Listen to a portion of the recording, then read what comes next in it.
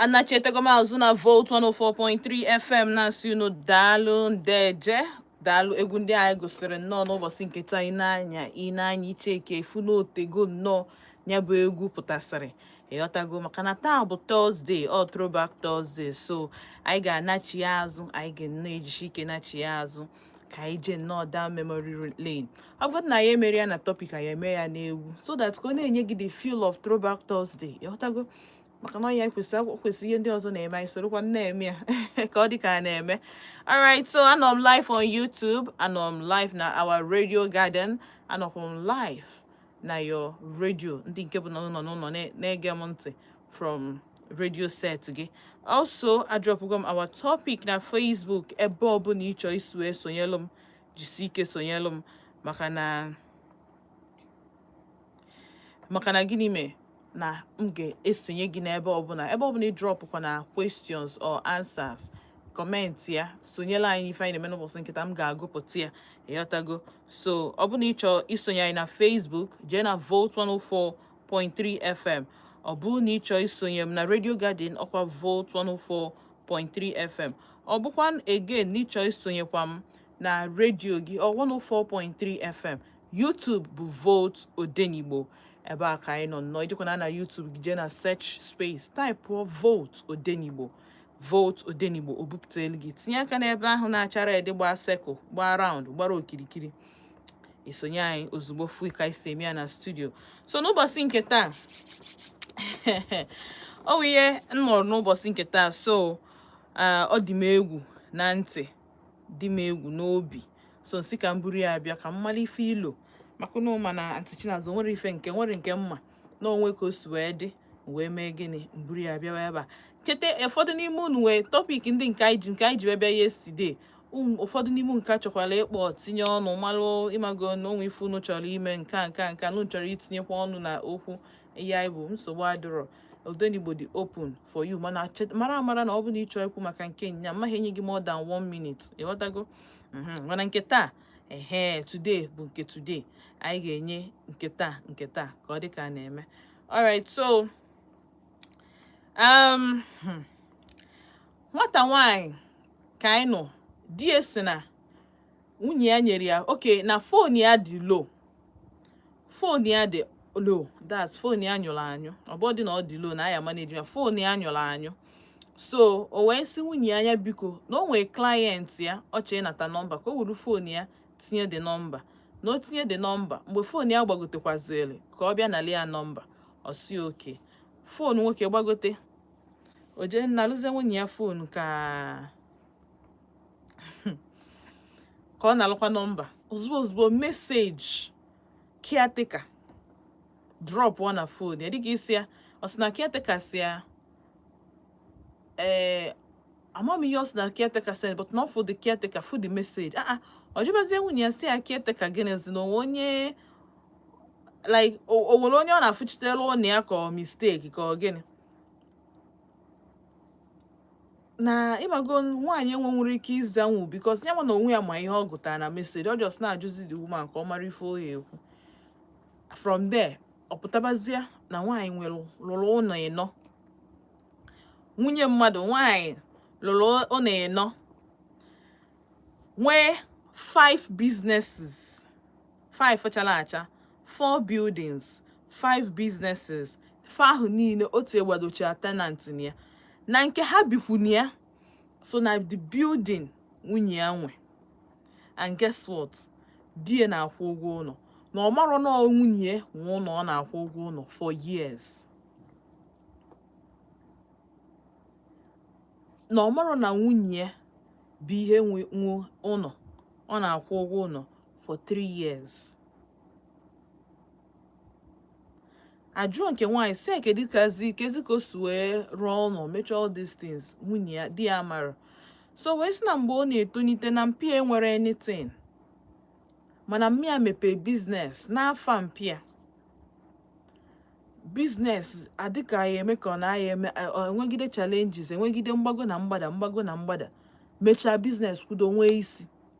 Senior ebido business ọzọ n'ime da si na the business nke nyebegoro ego wee wepụtakwa ego wee mepekwa business ọzọ n'afa mpia. mmịa na-emepe biznes na-arụ ọnụ ya n'afa mpịa ka ha bịazie nọbazie ọfụma ihe dịbazie mma ego dị mmịa dazie ahụ mmịa yabazie ahụ ahụ mmịa yazi na the only thing mpịa kwesịrị ime sọsọ ihe mpịa kwesịrị ime bụ ime gịnị ịsaịnị ego out na o kwesịrị ịsaịnị ego out just nnọọ ka mmịa wee jee ụlọ ọgwụ na ihe mpịa mezibụ mpịa chụpụ mmịa n'ụlọ chụpụ ya no money not na mmịa nachie back to square one na-arụ ọnwụ ahụ na-anwụ ya na ego na-adịrọ mmịa nwụọ so wee sizie na ọ nwụrụ iyi na o nwere ife mekete n'ụwa maka na ihe Chukwu nyeli ya na Chukwu nyeli ya ụdị akara aka o nyelu mmịa Chukwu nyere ya ụdị akara aka o nyelu mmịa o nwere ife o welitere na-anwụ n'aka ya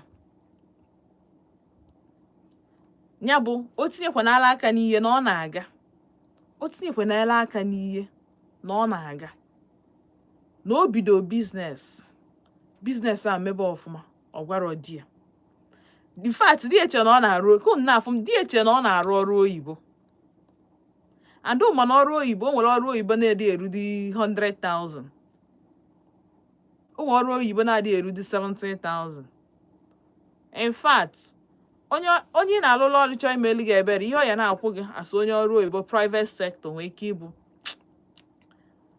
depending on ihe a na-eme na the company anyway 150 100 ka anyị wee ya like that so di ya chelu na ọ na-arụ ọrụ oyibo ọ mara na nwunye ya wụ business woman na-esweep in money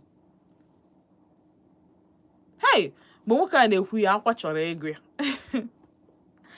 mana ịmagon ụfọdụ ndị mmadụ si na nke nwaanyị metere ya ụfọdụ ndị mmadụ si na nke nwoke ebunago ife mpịa mee ụfọdụ si na nke nwaanyị je misjudge zia di ya thinking na di ya bụ mpịa a lot of fact ndị ka kene the woman na o mere ọfụma kali dọka aja dị naanị so wee buru ya wee bịa Odenigbo si ka nju kene because a lot of unu bụ ụmụ nwoke mana nwunye unu na-arụ ọrụ mana unu ejenube ọfịs unu adịnube shi unu afụnube nothing unu amụrụ dị n'ọrụ na ọ na-ejekwa ọrụ abata ka ọ na-ese n'elu unu amụrụ ka nwunye unu si eje abata ụfọdụ n'ime unu amụrụ na nwunye unu millionaires na billionaires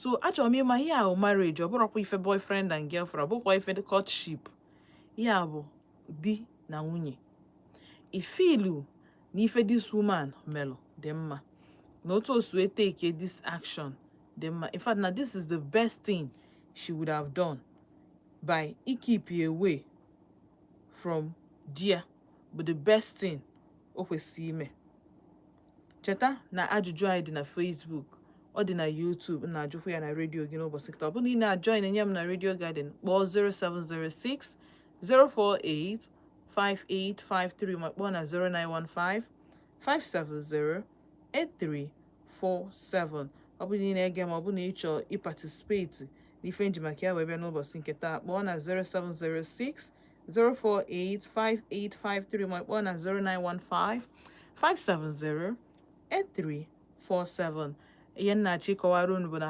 nwoke chọpụtalụ na nwunye ya nwere akụ na ụba dị egwu ọ dịrị izi mmadụ ekwubu ụlọ ịnọ nwaanyị na-ekwu nke ya na-ebe akwa nwoke na-ekwu nke ya na-ebe akwa why because obi ya gwara ya that na nwunye ya naanị ya bi n'ụlọ nwee ike ịnọ n'ụlọ like this mee ụdị plan a build ụdị na nwee this kind of business and investment ọ gwara ya ụfọdụ si na ọ bụ na ọ gwara ya na ọ kara ịdị lazy ọ bụrụzi onye dalụ ngana ọ dị egwu so ọ bụ na ị lụrụ na ihe a bụ ife karịa ime kpọọ m na 0706 048 5853 ọ bụ na ifili na ife ome dị mma na ọya o kwesịrị ime ka ome kpọọ m 07065485853 ma kpọọ na 09155708347 Utuma Matthias Ọsọndụ Utuma Matthias Ọsọndụ sị m ehihie ọma nwaada Chinazọ kedu ka ị mere nwanne m eji m n'aka na ọ na-aga nke ọma ihe omume gị na-amasị m nke ukwuu daalụ maka ọrụ ọma nke ị na-arụ daalụkwa maka ịkwalite asụsụ Igbo udo dịrị gị esi m ọha ukwu Ebonyi steeti na-esonyere gị daalụ sọ Ọsọndụ daalụ. Hello. Good evening. Ka ime? Adị na-eche. No, gaa n'iru. Yes.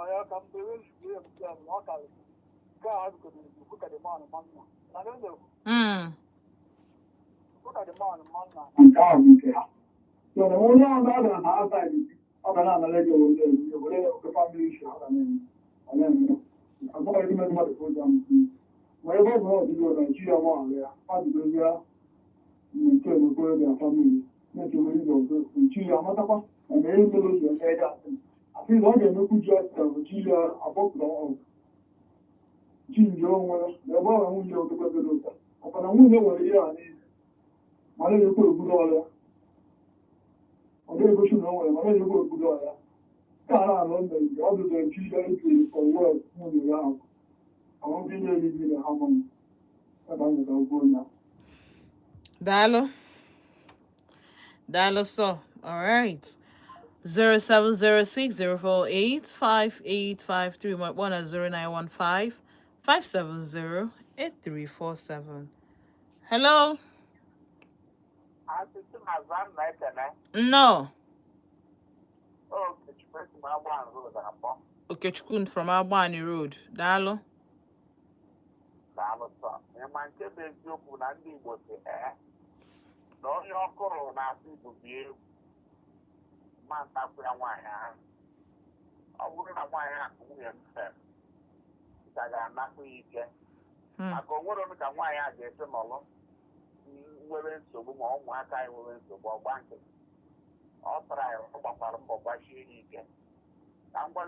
Just like they say that no follow wise the bad, follow walk the bad. We put on a time I don't wear my car call one man meditate just cost and why na just and we are not now when I read they were to mana when you will cook me here and then the money happen that woman out of man and the other one. My hand was making the water we have that again. Eros na china china zo obi bu nwa ya nwa ya ma no agu ne bundi ti ta for na o we ko no de la ha bo do ko ha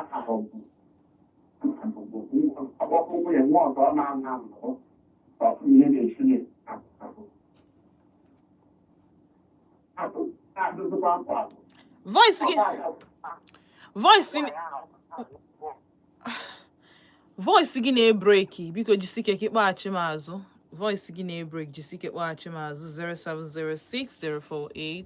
07060485853 ma kpọọ na 09155708347. Hello. Auntie Chinazo. Keki ime. Adị m mma. No. Ekesti. Na since this week we got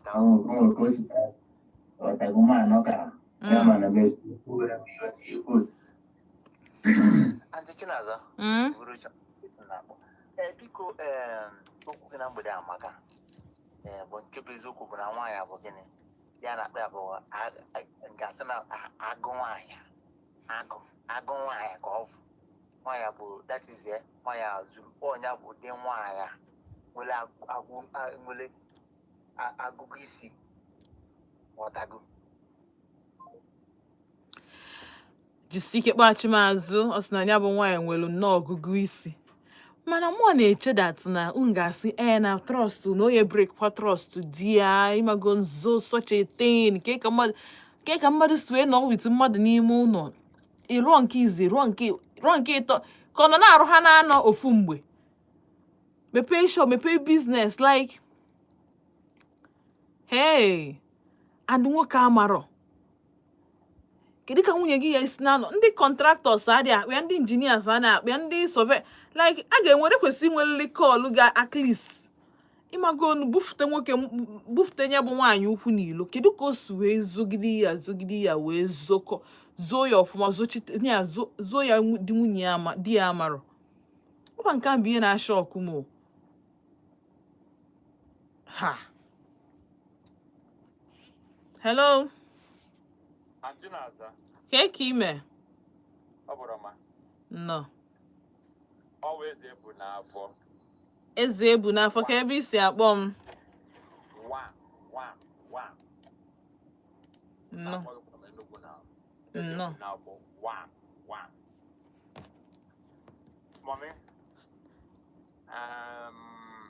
nwaanyị a na-ekwu okwu ya esi m na o nwere ndị si na o mere ọfụma biko enyi m aha ndị ahụ ya list esi na nwaanyị a mere ọfụma ihe nnachi ịjụ nwaanyị anyị kwesịrị na ọkwa mmanya aha nwụọna ọnwụgo mpa ya kwanụ okwu osikwe maka mpịa kama na okwu just na ihe mpịa melụ mmịa melụ o ji eme such thing mọmi nwaanyị emetechakwa ya na di gị na ya bi maybe will I say na ọ rụchara ihe ndị a before bịa lụwa nwoke a ka ọ lụrụ onye a before ọ rụwa ihe ndị a ọnụ gị ya wee lụwa ya okay ọrụ go those things before lụọ the man ọnụgo the man tupu ọ rụwa those things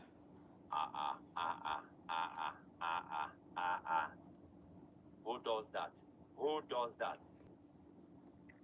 o ji ego ọ na-anata n'ụlọ ahụ ego ya na di ya ụlọ ọrụ ya na di ya na-akwụ ụgwọ ya na-anara ego o ji eme gị the idea bụ na ọ chọrọ dịka di ya malụ n'ọnya na-akwụ nwee ụlọ so ọ ya na-ana n'ihe kama ọ bụgodị na ọ na-anị ya dị ego na-ewechi ekwe dị ego n'ime ụlọ mana nwoke ekwunube si na nke nwaanyị disrespect ya o disrespect nube ya for one day ọ dị mma na that side she's a good woman you understand but na ụlọ gị na di gị bi for how many years gaa ka obi lie obi ịgwa gị di gị a na-akwụ ụgwọ ya na anada ọ bụrụ na-etinye ya na the house you sound somehow gị na anara di gị a na-akwụ ụgwọ maybe I don't know how to explain it ọ nwere onye kwuru okwu before sị na ọ bụrụ na nke ahụ ha bi ya gwa dị masị oke ihe ahụ ụlọ ya rụtara ya ma will be proud of her you understand what I'm saying? The man will be proud of her. But not to hide all those things. And after everything, the man will be a matter. It is well. It's well. I wish Onion can get them like that. Oh, yeah? Yeah, like, yeah. Aga, my brother. So go on the one.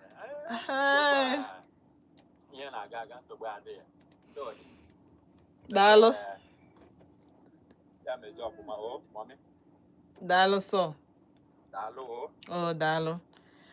All right, nyawa obido ba anyị si na nke nwaanyị emetakwara ya ndị si na nke nwaanyị metekwa ya senior afafa senior ka o dee list mana nwoke disrespect ha nwaanyị disrespect ha nwoke maka ọ bụ na o disrespect nke nwoke ihe nke nwoke ga-ebu ụzọ na-asị no wonder that na nwunye ji wee mekwa otu enyi nọ maka ihe ịghọtago ife ha na-abụ arụ dịcha nnọọ ife akwa nwoke yi mana nwoke na-enedogodo onwe ya anya bụrụ nwunye ya na-enedo ya anya ha na-abụ dị nnọọ mma dị ụtọ n'anya but unfortunately ke nwaanyị atrọstụrụ nwoke ọ trọstụrụ ụmụ nwoke because ihe a bụ lack of trust ebe nwoke ụmụ nwoke nọ mere ya o ji mee ihe ọ trọstụrụ ụmụ nwoke ọ trọstụrụ di naanị a na-alala ụlọ eteta ụlọ every morning ọ trọstụrụ onye na-esiri ya na onye naanị a na-alala onye nke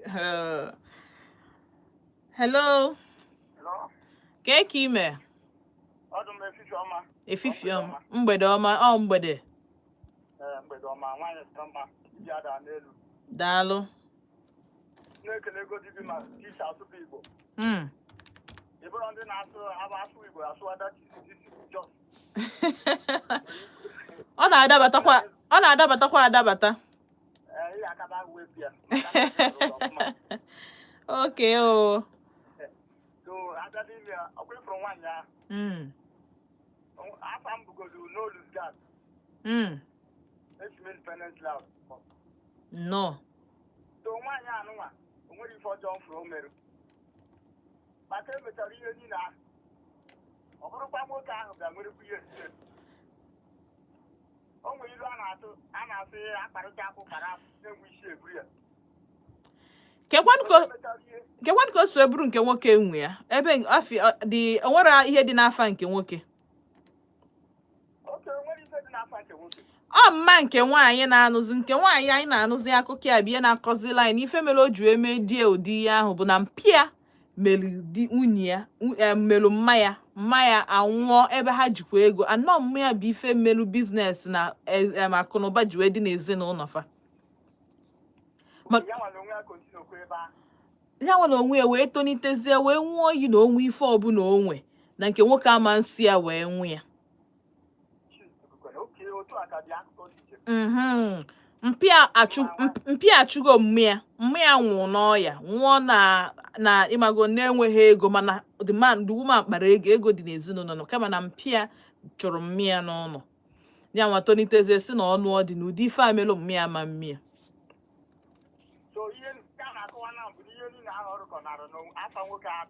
yes ọ dịrị afọ nwoke hey ọ ife na-eme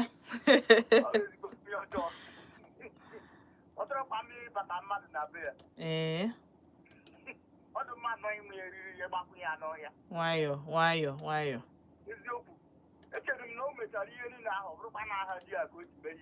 mba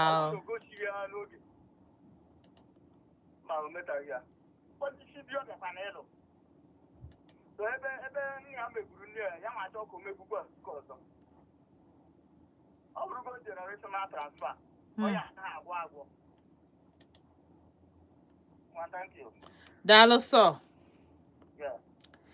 but ọma mbụ ife a transfer na ọ bụ na nke nwoke ya bụ nke nwaanyị kịta anụ a emejọghọ ya bụ di ya ebe ọ ga-abụ something dịzi hereditary bụ na ọ bụzialụ na nke nwaanyị kịta anụ a pụtazie meso di ya anya bụ ome because mpịa mesoro mmụ ya anya bụ ome ọbara ya na-agbụ ya n'arụ ọ blood ya so nya bụ nke nwaanyị kịta anụ a meso di ya omume anụ a mpịa mesoro mmịa ifrozi na ọ ga-aga but ọ bụ na nke nwoke nke nwaanyị keep up the good work otu o si eme kịta anụ a bụrụ a good wife to the husband break go that course because ọkwa n'otu a ka o si ebido before mara ya mpa melu mma nwa eme di before mara ụmụaka amụtakwala amụtakwuo n'aka mmafa ma n'aka mpafa because nwa etolite ya achọpụta kịta anụ na na mmịa na-arụ ụdị ihe a nwee ụdị ihe a mana mpafa na o nwere onye ọzọ ga-eme m ya ọnụzie nwaanyị ma ọnụ ọdị ifuzi nke nwaanyị ma nke nwoke ama trọstụzi ọ na-enyo ka ọ ma na o nwere ife nwoke na-arụ outside ma ihe nwaanyị na-arụ outside ya nwa mara ọkwa ka o si ebido mfe mara ọ bụrụ ife dị n'ezinụlọ akpụfe mara akpọ ya generational ife ọbụla a chọrọ ịkpị ya ịghọtago so ọkwa otu a ka o si ebido hello ka ime mgbede ọma ka afa gị na ebe isi akpọ m Ifeanyị Chukwu nnọọ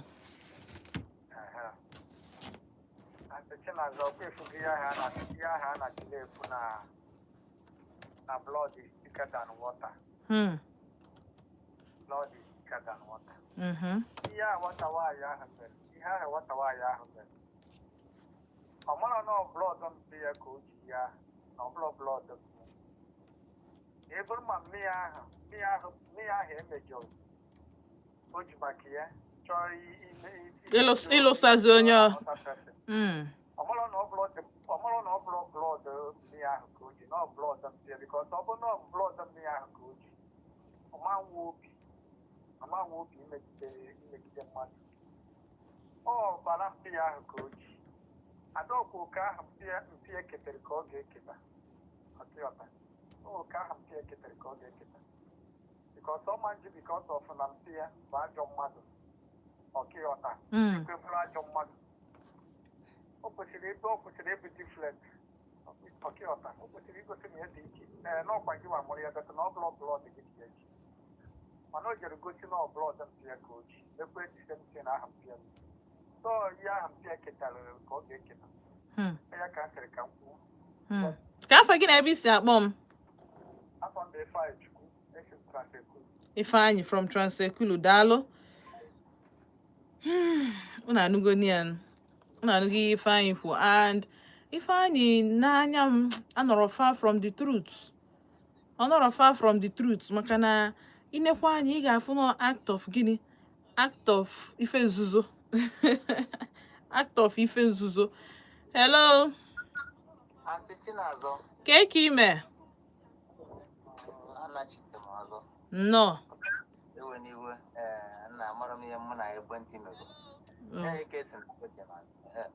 Gani Kesin. But in the way, I think our God last call out in a way of there. Because of no my because Megwala kone Megwali ya, iyo na menabo, Megwale,